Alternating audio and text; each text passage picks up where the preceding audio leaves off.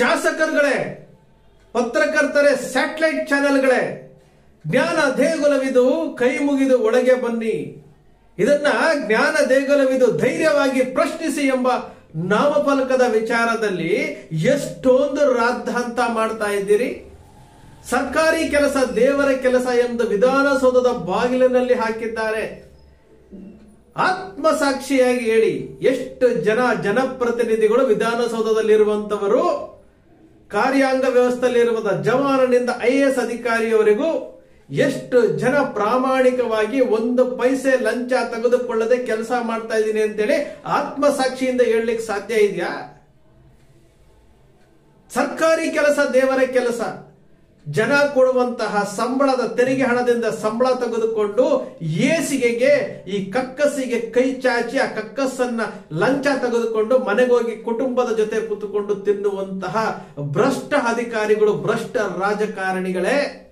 ಜ್ಞಾನ ದೇಗುಲವಿದು, ಕೈ ಮುಗಿದು ಒಳಗೆ ಬಾ ಅಂತ ಹಾಕಿರುವಂತದನ್ನ ಜ್ಞಾನ ದೇಗುಲವಿದು ಧೈರ್ಯವಾಗಿ ಪ್ರಶ್ನಿಸಿ ಅಂತ ಹಾಕಿದಕ್ಕೆ ಏನೆಲ್ಲ ರಾಧಾಂತ ಮಾಡ್ತಾ ಇದ್ದೀರಲ್ಲ.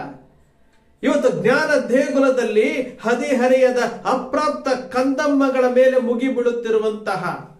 ಮುಗಿಬೀಳುತ್ತಿರುವಂತಹ ಕಾಮಾಂಧರು, ಗುರು ಬ್ರಹ್ಮ, ಗುರು ವಿಷ್ಣು, ಗುರುದೇವೋ ಮಹೇಶ್ವರ, ಗುರು ಸಾಕ್ಷಾತ್ ಪರಬ್ರಹ್ಮ ಅಂತೇಳಿ ನಾವು ಗುರುವನ್ನ ದೇವರ ಸ್ಥಾನದಲ್ಲಿ ಇಟ್ಟು ಪೂಜೆ ಮಾಡುತ್ತಿದ್ದಂತಹ ಒಂದು ಕಾಲ.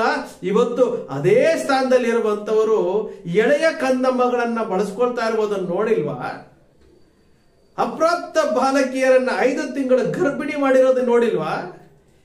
ಅಪ್ರಾಪ್ತ ಬಾಲಕಿ ಇವತ್ತು ಶಾಲಾ ಇದರಲ್ಲಿ ಆತ್ಮಹತ್ಯೆ ಮಾಡ್ಕೊಂಡಿದ್ದನ್ನ ನೋಡಿಲ್ವಾ? ಯಾಕೆ ಪ್ರಶ್ನೆ ಮಾಡ್ಲಿಲ್ವಾ? ಪ್ರಶ್ನೆ ಮಾಡೋದಕ್ಕೆ ಬಾಯಿಲ್ವಾ ನಿಮ್ಗೆ?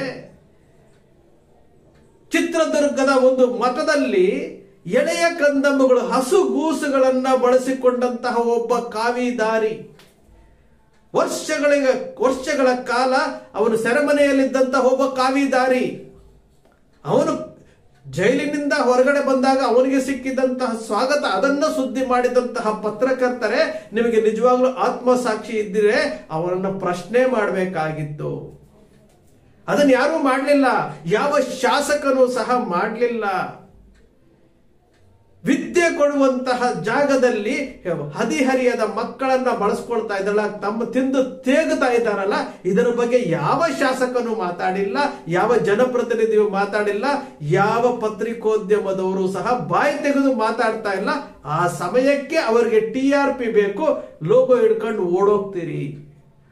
ಒಂದು ಸಾರಿ ಯೋಚನೆ ಮಾಡಿ, ಒಂದು ಸಾರಿ ನಿಮಗೆ ನೀವೇ ಯೋಚನೆ ಮಾಡಿ. ನಿನ್ನೆ ವಿಸ್ತಾರ ಚಾನೆಲ್, ಪವರ್ ಟಿವಿ ಬಿಟ್ಟು ವಿಸ್ತಾರ ಚಾನೆಲ್ ಮುಂದೆ ಚಂದನ್ ಶರ್ಮಾ ಮಾತಾಡ್ತಿದ್ದ ಸ್ಟೈಲ್ ನೋಡ್ಬೇಕಾಗಿತ್ತು. ಆತ್ಮಸಾಕ್ಷಿಯನ್ನು ಕೊಂದುಕೊಂಡು ಪತ್ರಕರ್ತರಾಗಿ ಜೀವನ ಮಾಡೋದಲ್ಲ. ಬನ್ನಿ, ಇವತ್ತು ಕರಾವಳಿಯ ಭಾಗದಲ್ಲಿ ಅದೆಷ್ಟು ಜನ ಅಪ್ರಾಪ್ತ ಬಾಲಕಿಯರ ಮೇಲೆ ಇಂತಹ ದೌರ್ಜನ್ಯಗಳು ನಡೀತು, ಇಷ್ಟೆಲ್ಲ ನಡೀತು. ಎಷ್ಟು ಜನ ಶಾಸಕರುಗಳು, ಕರ್ನಾಟಕ ರಾಜ್ಯದ 224 ಜನ ಶಾಸಕರು, ಎಷ್ಟು ಜನ ಅದರ ಬಗ್ಗೆ ಧ್ವನಿ ಎತ್ತಿದ್ದೀರಿ? ಇದೇ ಬೆಳ್ತಂಗಡಿಯ ತಾಲೂಕಿನಲ್ಲಿ ಕಳೆದ 3 ತಿಂಗಳಿಂದ ಈಚೆಗೆ ಒಂದು ಅಪ್ರಾಪ್ತ ಬಾಲಕಿಯನ್ನು 5 ತಿಂಗಳ ಗರ್ಭಿಣಿ ಮಾಡಿದ್ದಂತದ್ದು ಆರೋಪ ಆ ಶಾಲೆಯ ದೈಹಿಕ ಶಿಕ್ಷಕನ ಮೇಲೆ. ಕಂಪ್ಲೇಂಟ್ ಕೊಟ್ಟಿರೋದನ್ನ, ಅದನ್ನ ಕಂಪ್ಲೇಂಟ್ ಕಾಪಿಯನ್ನೇ ಇಲ್ಲವಾಗಿಸಿ ಮತ್ತೊಬ್ಬನನ್ನ ಆರೋಪಿ ಸ್ಥಾನದಲ್ಲಿ ನಿಲ್ಲಿಸಿರುವಂತದ್ದು. ಅಪ್ರಾಪ್ತ ಬಾಲಕಿ 5 ತಿಂಗಳ ಗರ್ಭಿಣಿಯಾಗಿರುವಂತದ್ದು. ಎಷ್ಟು ಜನ ಪ್ರಶ್ನೆ ಮಾಡಿದ್ದೀರಿ? ಶಾಸಕರೇ, ಸ್ಯಾಟಲೈಟ್ ಚಾನೆಲ್ನ ಪತ್ರಕರ್ತರುಗಳೇ. ಅದೇ ಒಂದು ವಾರದ ಹಿಂದೆ ಅದೇ ಶಾಲೆ, ಅದೇ ಸಂಸ್ಥೆಯ ಶಾಲೆಯಲ್ಲಿ ಒಂದು ವಿದ್ಯಾರ್ಥಿ ಮಾನಸಿಕ ಹಿಂಸೆ ಕೊಟ್ಟರು ಅಂತೇಳಿ ಅಲ್ಲಿ ವಿಷನಾಶಕವನ್ನು ಸೇರಿಸಿ ಸಾವು ಬದುಕಿನ ನಡುವೆ ಹೋರಾಟ ಮಾಡಿ ಕೊನೆಗೆ ಜೀವ ಕಳ್ಕೊಂಡ್ಲಲ್ಲ ಅಪ್ರಾಪ್ತ ಬಾಲಕಿ. ಅದರ ಬಗ್ಗೆ ಎಷ್ಟು ಜನ PT ಮಾಸ್ಟರ್, ಡ್ರಾಯಿಂಗ್ ಮಾಸ್ಟರ್, ಇವರೆಲ್ಲ ಮಾಸ್ಟರ್ಗಳು, ಇವರೆಲ್ಲರೂ ಗುರುಗಳು, ಇವರ ಮೇಲೆ ಆರೋಪ ಬಂದಿದೆ.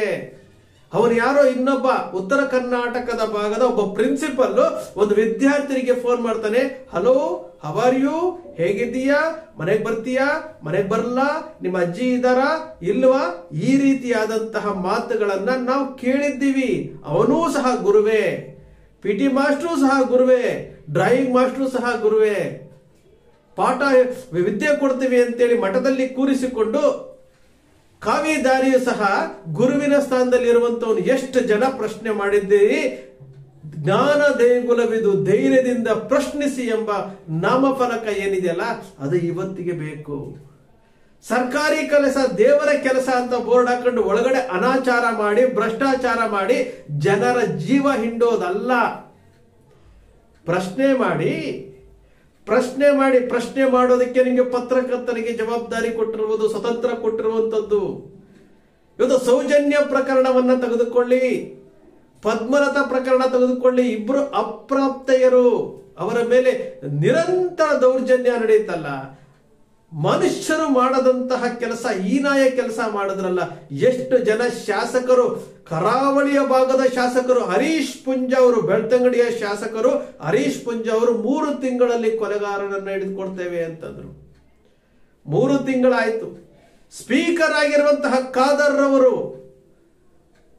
ವೇದವ್ಯಾಸ್ ಕಾಮತ್ ಅವರು ಅಲ್ಲಿ ಶಾಲೆನಲ್ಲಿ ರವೀಂದ್ರನಾಥ್ ಠಾಕೂರ್ನ ಪಾಠದ ವಿಶ್ಲೇಷಣೆಯನ್ನು ದೊಡ್ಡದು ಮಾಡಿ ಅಲ್ಲಿ ಮಕ್ಕಳ ಮನಸ್ಸಿನಲ್ಲಿ ಏನು ದ್ವೇಷವನ್ನು ತುಂಬುವಂತಹ ಕೆಲಸ ಮಾಡಿದ್ರಲ್ಲ ವೇದವ್ಯಾಸ್ ಕಾಮತ್ ಅವರು. ಅದ್ಯಾವುದೋ ಒಂದು ಕಾಲೇಜಿನಲ್ಲಿ ಸ್ನಾನದ ಕೊಠಡಿನಲ್ಲಿ ಕ್ಯಾಮೆರಾ ಇಟ್ಟಿದ್ರು ಅಂತೇಳಿ ಸುದ್ದಿ ಮಾಡಿದ್ರಲ್ಲ. ಭಾರತದ ಲೆವೆಲ್ಗೆ, ಕೇಂದ್ರದ ಲೆವೆಲ್ಗೆ ಸುದ್ದಿ ಮಾಡಿದ್ರಲ್ಲ. ಅದೇ ಸೌಜನ್ಯರ ಪ್ರಕರಣ.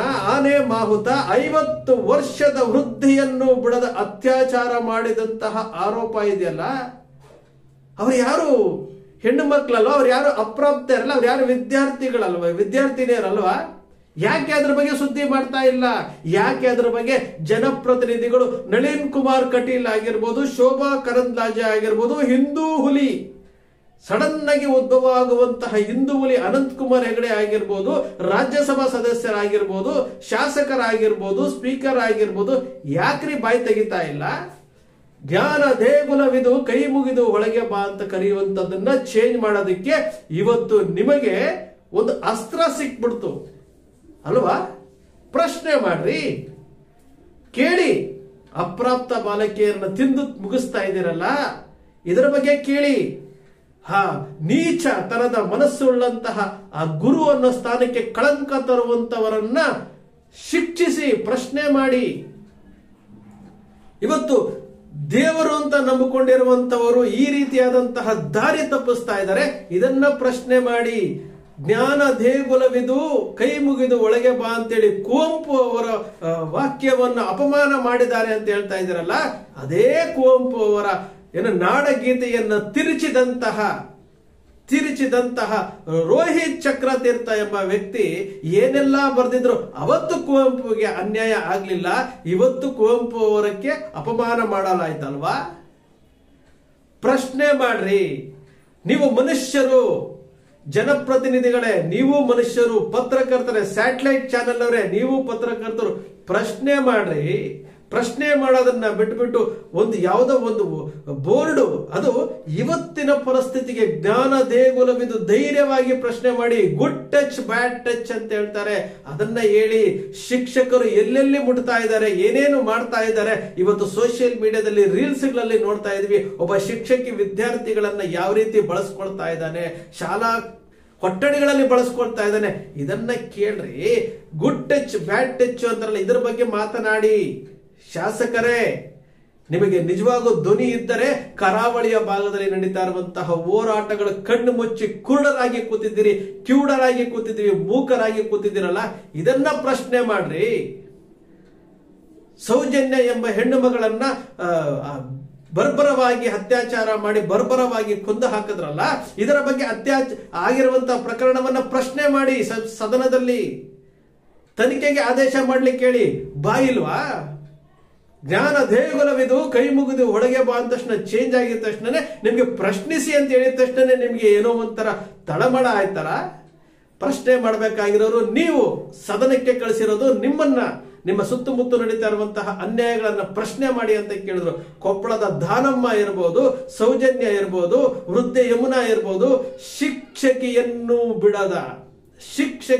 ಬಿಡದ ಏನು ಬರ್ಬರವಾದಂತಹ ಸುಟ್ಟು ಹಾಕಿದ್ರಲ್ಲ, ಇದು ಯಾವುದು ಕಣ್ಣಿಗೆ ಬಿದ್ದಿಲ್ವಾ ನಿಮ್ಗೆ? ಧಿಕ್ಕಾರವಿರಬೇಕು ನಿಮಗೆ ಧಿಕ್ಕಾರವಿರಲಿ. ನೀವು ಬಳಸ್ತಾ ಇರುವುದು ಜನರ ತೆರಿಗೆ ಹಣದ ಒಂದೊಂದು ಪೈಸವೂ ಸಹ ನೀವು ಬಳಸ್ತಾ ಇರೋದು ಜನರ ಹಣ.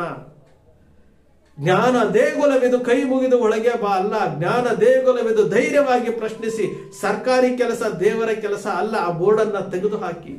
ಸ್ನೇಹಿತರೆ, ನಿಮ್ಮ ಅಕ್ಷರ ಮೀಡಿಯಾ ಯಾವತ್ತಿಗೂ ಸಹ ಸೃಷ್ಟಿ ಮಾಡಲ್ಲ, ಕಲ್ಪನೆ ಮಾಡವಲ್ಲ, ವಾಸ್ತವದ ವಿಚಾರಗಳನ್ನ ವಿಶ್ಲೇಷಣೆ ಮಾಡುತ್ತೆ. ನಿಮ್ಮ ಅಕ್ಷರ ಮೀಡಿಯಾದ ವಿಶ್ಲೇಷಣೆ ನಿಮ್ಗೆ ಇಷ್ಟ ಆಯ್ತು ಅಂದ್ರೆ ಸಬ್ಸ್ಕ್ರೈಬ್ ಮಾಡ್ಕೊಳ್ಬೇಕು ಅಂತ ನಿಮ್ಗೆ ಅನ್ಸಿದ್ರೆ ಸಬ್ಸ್ಕ್ರೈಬ್ ಮಾಡ್ಕೊಳ್ಳಿ. ಪಕ್ಕದಲ್ಲಿ ಕಾಣುವಂತಹ ಬೆಲ್ ಐಕಾನ್ ಪ್ರೆಸ್ ಮಾಡಿ, ಶೇರ್ ಮಾಡಿ, ಪ್ರೋತ್ಸಾಹ ನೀಡಿ.